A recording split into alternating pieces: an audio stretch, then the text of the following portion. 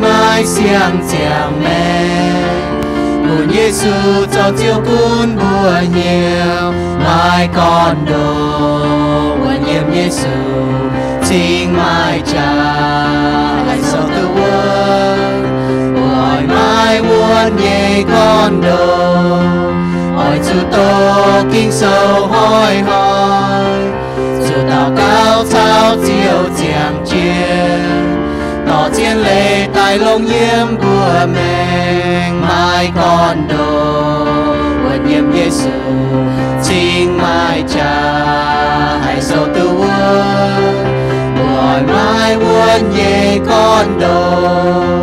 hỏi chú hô chúa chiều nhẹ mình mai hiểu nhanh sâu ê ạp ê vậy chú chui cuốn con đó mai buồn mai con đồ buồn nhiệm Giêsu chính mai cha.